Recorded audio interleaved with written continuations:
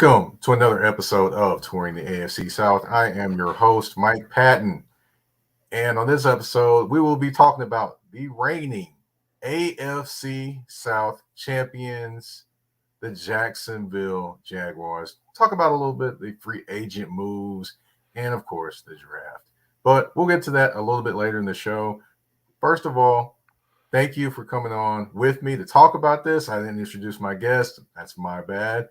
But he is from Jacksonville.com. That'd be Mr. Demetrius Harvey. What's going on, man? Nothing much. How you doing? I'm hanging in there, inching closer and closer to summer. That's going to be fun. Yes, sir. But we're going to get into our conversation talking about the Jacksonville Jaguars. But to get it off your chest segment is first and always foremost in each episode. And on this episode, I wanted to talk about a particular man that got paid. That would be Mr. Jalen Hurts. The Philadelphia Eagles signing him to a 5-year, $255 million extension. On an annual basis, it is the most money. He is the highest paid player ever in NFL history, which is excellent. He's got 179.304 million in guarantees, 110 million at signing, 125 million guaranteed, or 125 million by March 2024. That's a lot of money, isn't it? It must be really nice to be able to, but at the same time, it's incredible to me, at least, how these quarterbacks are being paid. It seems like every time a new young guy comes around, he's getting just that much more. I did like a little breakdown on it, and the last young quarterback to get paid before Jalen was Kyler Murray, and then Jalen signed for, I think, 12% more average per year. I mean, it's crazy how it keeps jumping. Right, it is. But let me get into why this is so amazing, because no one thought Jalen Hurts would be this guy. Now, if you don't remember his story, he was a starter as a freshman at the University of Alabama under Coach Nick Saban. He was very excellent. A lot of people talked about how he couldn't throw the football or do anything like that. And, it kind of haunted him for his first couple of years. Then his third year, he's starting. And, after this, let me rewind back. I'm sorry. His first year, he's starting. They're successful. Second year, he's starting, successful. Then we get to the championship game. He struggles. Who do they bring in? They bring in Tua, the guy that starts at quarterback for the Miami Dolphins. And he wins the ball game going to next year. They're supposed to split reps and things like that. After the first game, Tua's named the starter. He becomes the backup. Now, he could have moped around. He could have done anything, but he was a good teammate. He was cheerful. He cheered on his team. He got an opportunity to play when Tua got hurt. Did well.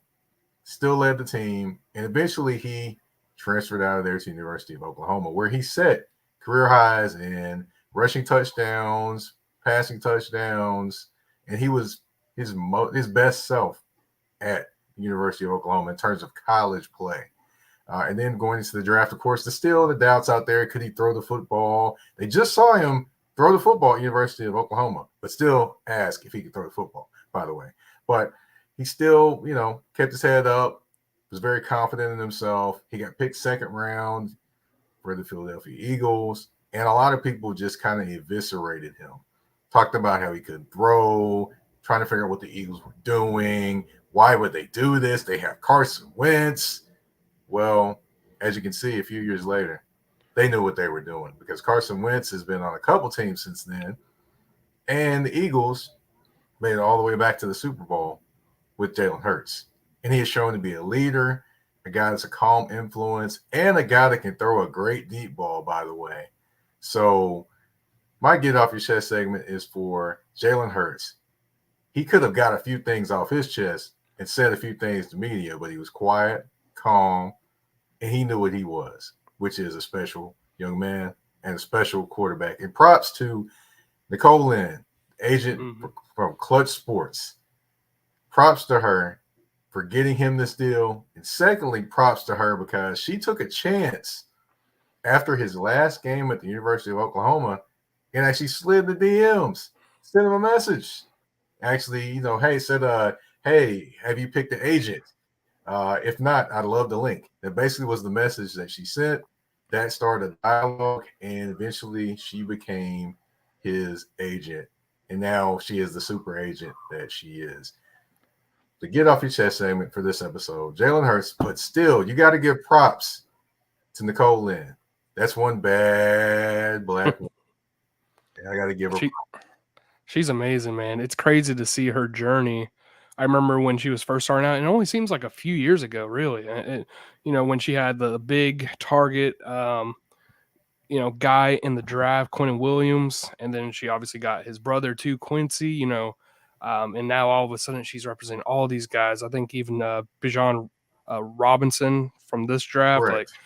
She's just doing great things, and I think it's just it just goes to show how hard work can pay off, even in this industry, which isn't always the best for us, but it ends up working out in the end as long as you keep going and you keep dedicating yourself. But to talk about Jalen Hurts a little bit too, I mean, he's just been an incredible person, incredible player, obviously over the past few years. I was at the Senior Bowl. I was telling Mike before the podcast, during the Senior Bowl when he was there, I think it was in 2019, maybe 2020, I forget.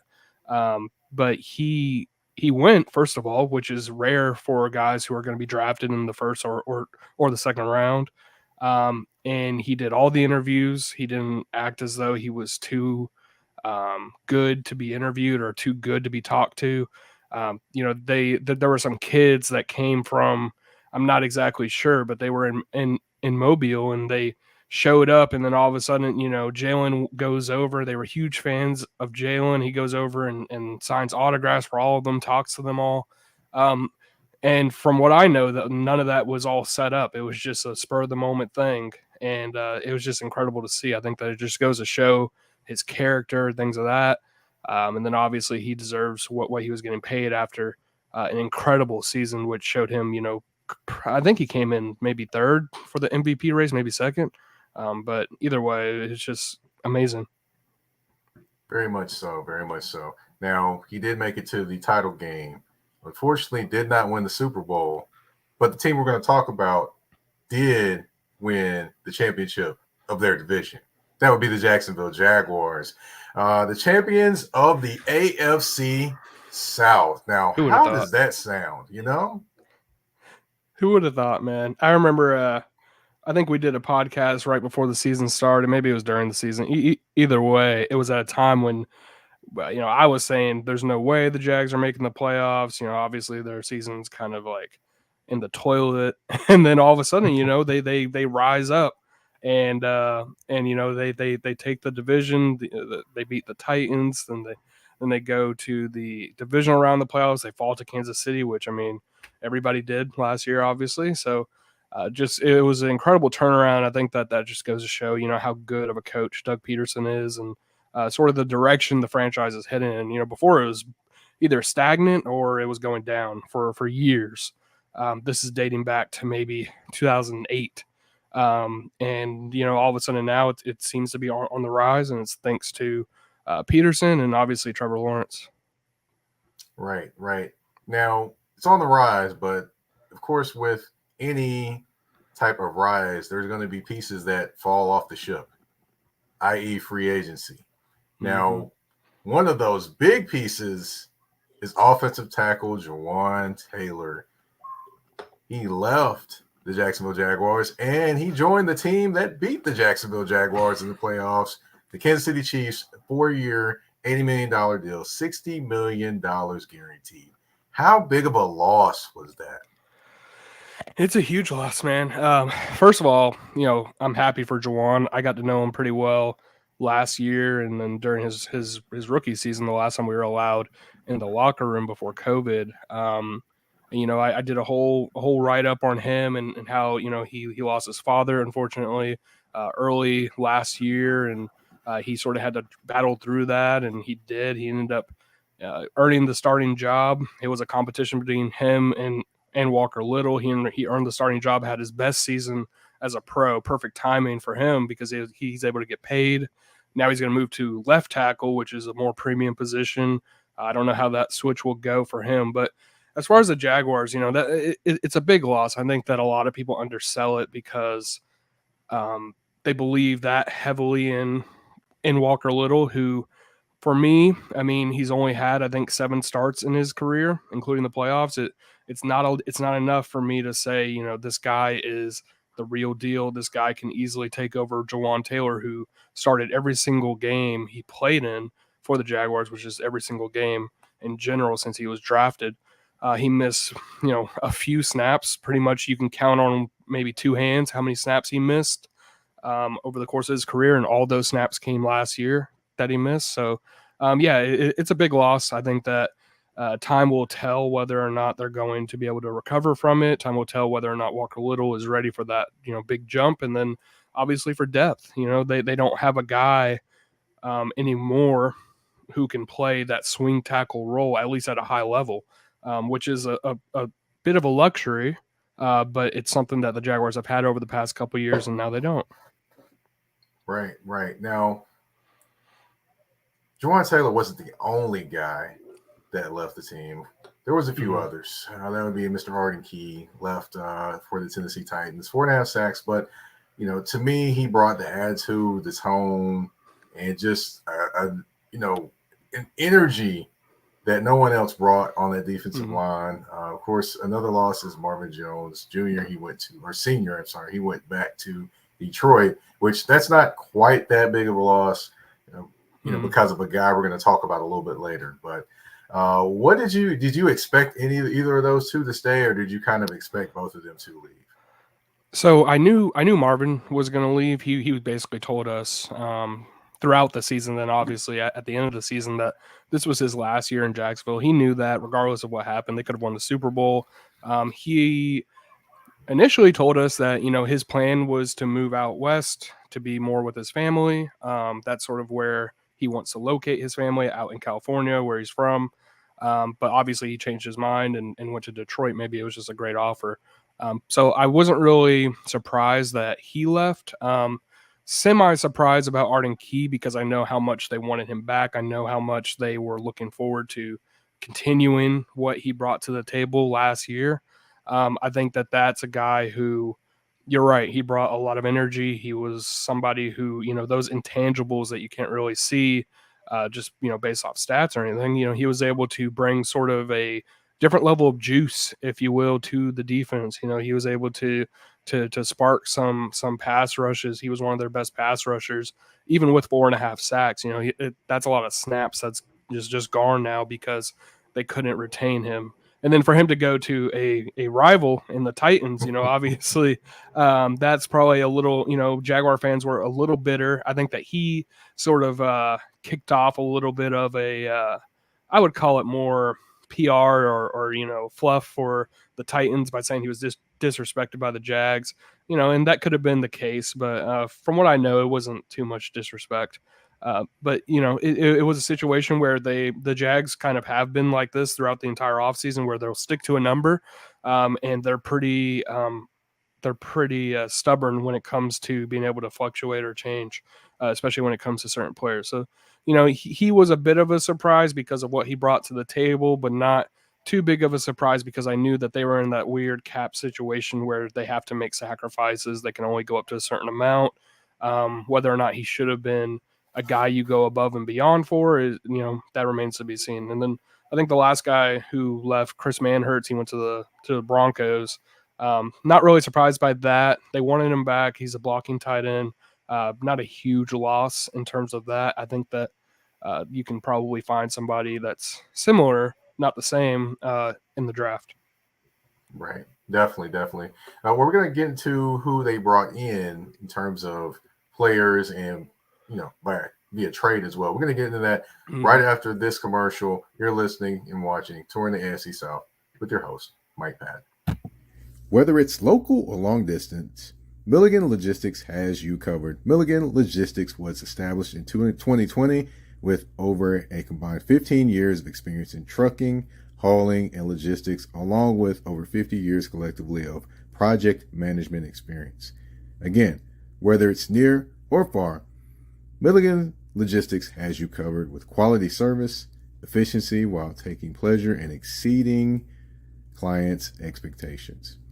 Need goods moved short or long distance? Milligan Logistics has you covered. Just reach out to them at 615-354-2618. That's 615-354-2618. Or you can send them an email at milliganlogistics@gmail.com. Again, that's milliganlogistics@gmail.com.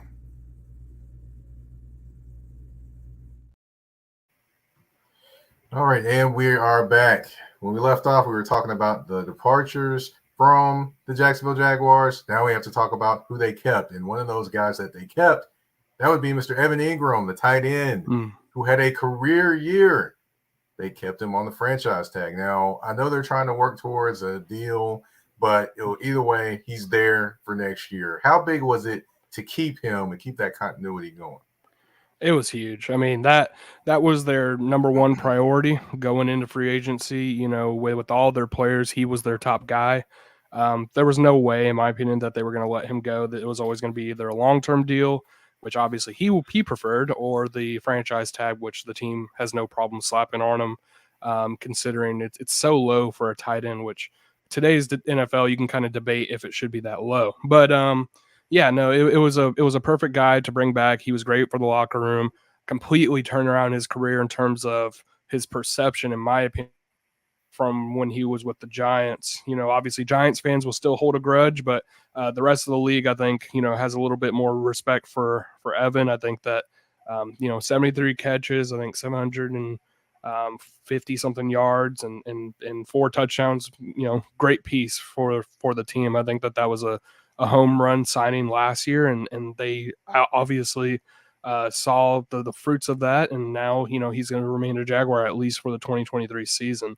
I think that for them, since they lost Chris Manhertz, they only have 2 other tight ends besides Evan on the team. One of those tight ends spent the entire year on the practice squad as a rookie last year, and then another tight end who's been with the team for a couple seasons has only had, I think, 12 catches, maybe fewer than that.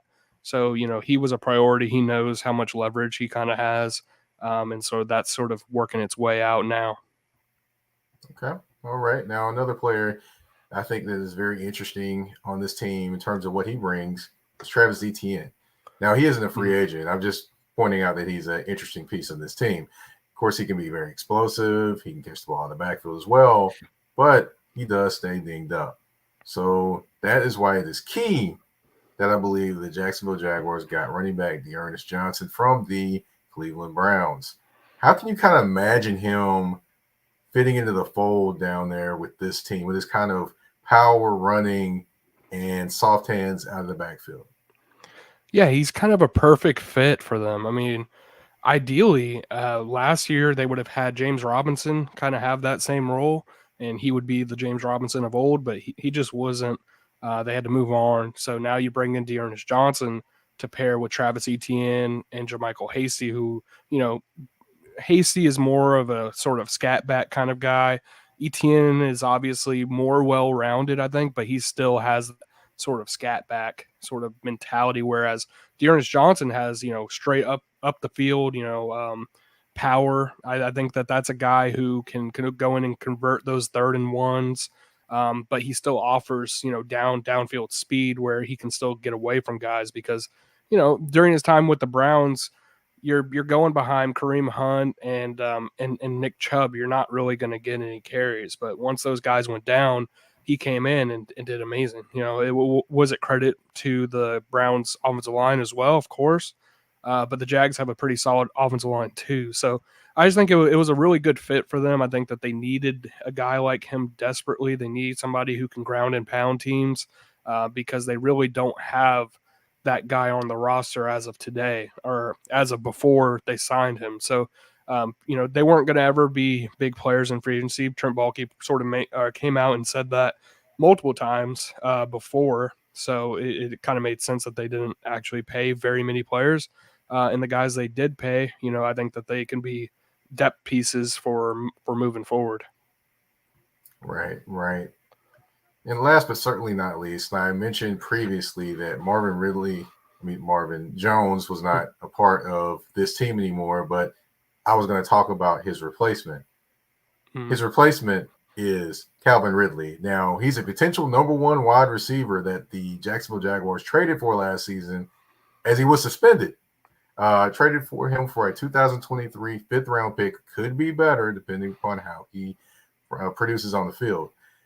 To be honest, they straight pilfered the Atlanta Falcons, in my opinion. But what do you think of this move, and ultimately now him being able to be on the field next year for the Jacksonville Jaguars?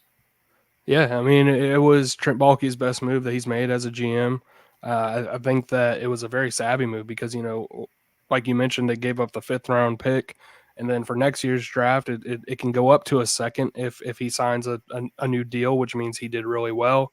It'll probably end up being a third, depending on what happens. But either way, they were able to make out with a guy who is, I mean, probably if he hadn't gotten hurt and he hadn't gotten the suspension, he'd be thought of as like one of the top maybe 5 wide receivers in the league right now, just because of his trajectory was just shooting up after Julio Jones left the Falcons. So I think it was a great addition. It can be sort of I know people have said this plenty, but the Bills with Josh Allen and Stephon Diggs, sort of that similarity, because Diggs was coming up with the Vikings. He hadn't had that super amazing year yet, but he was still a really, really good player, amazing route runner. I think everybody knew that he was going to be good.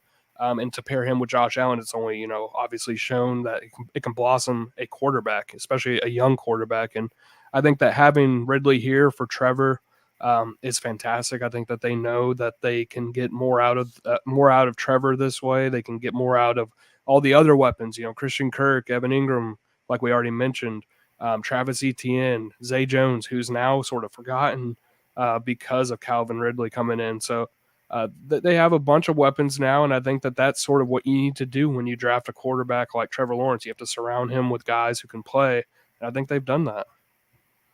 I definitely want to see how they incorporate Agnew as well, because to me, he's more the forgotten guy than Zay Jones, because Zay Jones, you can throw him in the slot, but you can kind of trade Jones and Agnew, but you really don't want to because you're paying Zay Jones a pretty good chunk of change. So we'll see what happens there. But we wouldn't it wouldn't be a full breakdown of the Jacksonville Jaguars in the offseason if we didn't talk about the draft. Now, the Jacksonville Jaguars draft 24th overall. Now, it's been a minute since they have drafted this low in the draft, but due to the success, they are drafting lower this year. Offensively, you talked about Walker Little. You talked about Jawan Taylor not being there anymore. Would you say that the offensive line would probably be a spot that they would potentially look at with the 24th overall pick? Absolutely. I mean, if you think about it, first of all, Jawan's, like I said, a big loss to me, and I think the team realizes that too. They're not ignorant. I think that a lot of people, including fans, they sort of have rated Walker Little on a curve because of how few snaps he's played. They're able to say, oh, he played a really good game a couple times. He had a poor performance in the Kansas City game. I think that sort of showed me at least like, hey, this guy has a lot of room to grow. But at the same time, now you've lost your swing tackle. Cam Robinson is also a guy coming off of a major knee injury, which, we don't know his status right now. Inside at guard, Ben Barch had a dislocated knee in week 5 against the Texans. At least that's what he told a reporter after that game. And so, yeah, I mean, those two guys, you don't know anything about them if they're going to be able to come back. Tyler Shatley played well in his place, but he's a little bit smaller. So, there's a lot of issues right now. And the highest priority for the Jaguars right now should be to protect Trevor Lawrence, to give him the weapons, and then obviously the defense to try to play off of the offense. So I think right now, if you were to hold me down and say, they're drafting a tackle at 24, I wouldn't be surprised at all. I think that's sort of the direction that it could be headed in because of the unknown status of Cam Robinson, because of the loss of Jawan Taylor, and because of what's going on with Ben Barch. I think guys like Osiris Torrance would make sense. Obviously, Broderick Jones, if he was there, for the tackle position, would make sense. There's a couple other guys in there. I think that if they're at 24, I could see them easily going in that direction. All right. Well, of course, we can't leave out the defensive side of the ball. Last year, you draft Trayvon Walker, you draft Devin Lloyd, you draft Chad Muma. That was 3 of their first 4 picks right there. Would you see them starting off this draft with a defensive player, especially a defensive back or a cornerback, more specific in this draft? Could you see them drafting a cornerback? I can, because I see you got Tyson Campbell, but you don't have his Robin on the other side. Now you have Williams, that's a slot guy to me, in my opinion, from the Los Angeles Rams they brought in last offseason. I think you need to go find his Robin in this draft potentially. What are your thoughts? Yeah, right now, I think the Jaguars' plan is to have Williams be that outside corner. They kind of used him in that way over the last, several games of the season. But, when he was brought in, he was supposed to be the starting slot. They had Shaq Griffin on the other side. They had Tyson Campbell. They thought they were, set. That was it. But then obviously Shaq got hurt. He also was not playing too well before he got hurt, or at least before he opted to have surgery. So it just wasn't a good situation for them. And so, Darius had to slide outside. They have Trey Herndon inside. Darius played pretty well outside, but inside it just wasn't working. So to me, the Jaguars absolutely they want to draft a corner. It's going to happen within the first 3 picks. If not, then honestly, they're probably making a mistake. A guy like Brian Branch, who's not an outside guy, but he's a guy who can play the slot, play inside, and then also he can play safety. I think that he makes a ton of sense just because of his versatility. That's sort of where the new age safety rover, slot corner kind of guy is going. That's the way the league is going right now. So, having Brian Branch in there would be ideal for them. I feel like. Obviously they can also get the guy out of Maryland. I think Deontay Banks or something like that. He's a guy with a ton of speed. He's sort of more an upside guy. He can play outside. I think he can probably play inside. But if not, like he said before, Williams has played inside in the past, at least with the Jaguars, and they could slot him in there. They could get somebody to go outside with Tyson Campbell, because Tyson right now is on an island all by himself. He turned out to be a fantastic corner last season. I think that was his breakout campaign. A lot of people sort of slept on him just because, first of all, you're on the Jaguars. Second of all, the team wasn't doing that great within the secondary in general. So it's hard to highlight a guy from the secondary. But I think he was one of the best corners in the league last season. So yeah, getting that guy on the outside would be ideal. Definitely. And you do have to mention, I cannot go on without mentioning Mr. Andre Cisco. He definitely is playing complete, not incomplete back there. Those Drew Hill fans know what I'm talking about with the, incomplete. But anyway, but we've definitely talked about the draft, talked about the players that left, the players that have come into the AFC South, the reigning AFC South champion, Jacksonville Jaguars. We've kind of went over everything, but we don't end the show with just talking about the team. We also got to have the game. We got 5 questions, 2 answers, and 1 choice. Are you ready? I'm ready. Let's do it. All right. Cornerback or O-lineman, if you're the Jags, who are you drafting first? Ooh, God. That's a tough decision. If I had to go right now, I think it depends on who's there, but probably corner. I think that, they have to get another defensive back in there.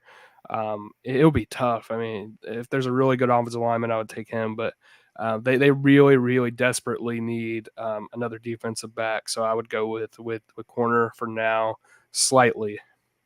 All right. Calvin Ridley, over or under 1,000 yards next year?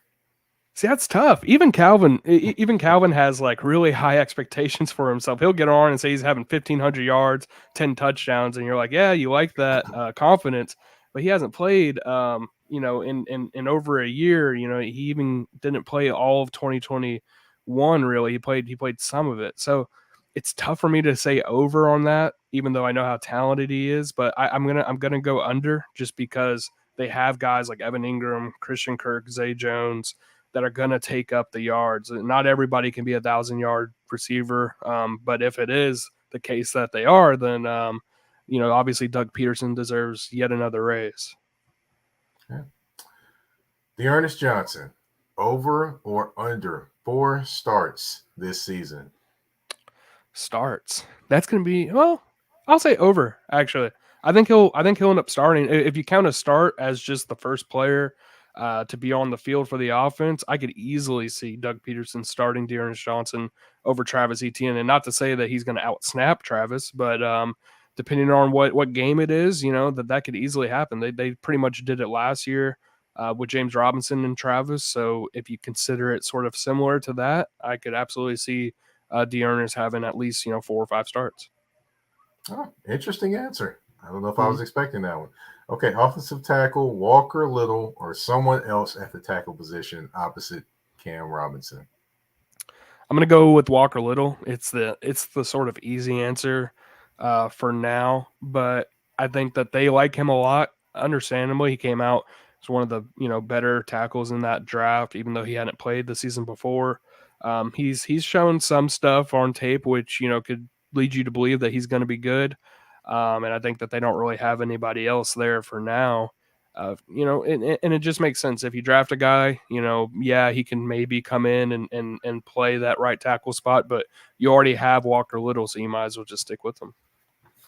All right, and the last question. Tight end Evan Ingram, more of what we saw last year, or is it back to normal with the New York Football Giants and what they saw of him? No, I think Evan's probably one of my favorite players in the league. I mean, just in terms of his maturity, his enthusiasm for the game, his dedication. He was the first person out there during pregame warmups last year, every single week. Every single week that I went to a game, which I think I went to every game besides London, he was out there first. During training camp, even you could see it. He was the last player off the field catching tennis balls. He was doing that in pregame as well. I don't see how he'll go back to being that guy who's sort of the inconsistent tight end who drops a lot of passes, which he was with the Giants. I think that he's going to be, he might not ever be a great tight end, or obviously he's never going to be Travis Kelce just because that's such a high bar. But he's absolutely going to be a good tight end for the Jaguars. I have no doubt about that. We definitely will see. And that's 5 questions, 2 answers, and 1 choice with Mr. Demetrius Harvey. I want to thank you for coming on touring the AFC South, giving us a great breakdown of the Jacksonville Jaguars. If you can, tell everybody where they can find your work. It's jacksonville.com if you don't know. But also tell everyone where they can find you on social media as well. The floor is yours. Yeah, so you guys can find me on Twitter at Demetrius82. I'm pretty active on there, not as active as I used to be, which is kind of, good for myself. But, obviously Jacksonville.com, you can find all of my work. We're doing a lot of draft content, of course. We have position breakdowns coming every day until I think the 23rd. We're going to have a lot more stuff coming in the coming days about the Jaguars because they're holding press conferences finally. So it's going to be interesting. We're finally here. The draft is only in 8-9 days, however long it is, or how many days it is, and it's exciting. Yeah, the draft is upon us. Kansas City, who's eating some barbecue? I wish I was, but not going to be able to make it to the draft this year. It is what it is. But you did, whoever listened to the show and watched the show, you did make it here to touring the AFC South. This has been another episode of Touring the AFC South. Now, if you want to listen to this episode and other episodes, you can go on Spotify, you can go on Apple Podcasts, you can go on Google Podcasts, you can go on Amazon Music, YouTube. If you like to watch the visual replays of the show, you can go there too. Just look up Touring the AFC South, just exactly as it sounds. Just like you're driving around the city, you're touring the city, touring the AFC South. Same way. And if you get there, of course, on Apple Podcast, go ahead and like and rate the show and leave a review. If you're listening on Spotify, go ahead and rate the show. There is a star rating there. 5 stars would be greatly appreciated. And on YouTube, you can go ahead and like the podcast there. Now, don't stop there, though. You can go ahead and share it if you like. You got some sports friends that like it, somebody that lives in the area. Go ahead and show them the show. I'd greatly appreciate it. Of course, if you want to find me, you can find me on Twitter at MikePadden82. That's MikePadden82 on IG. You can find me that's THA, not TAG, _general_MP. I want to thank you all again for tuning in and listening to Touring the AFC South with your host, Mike Padden. We're out.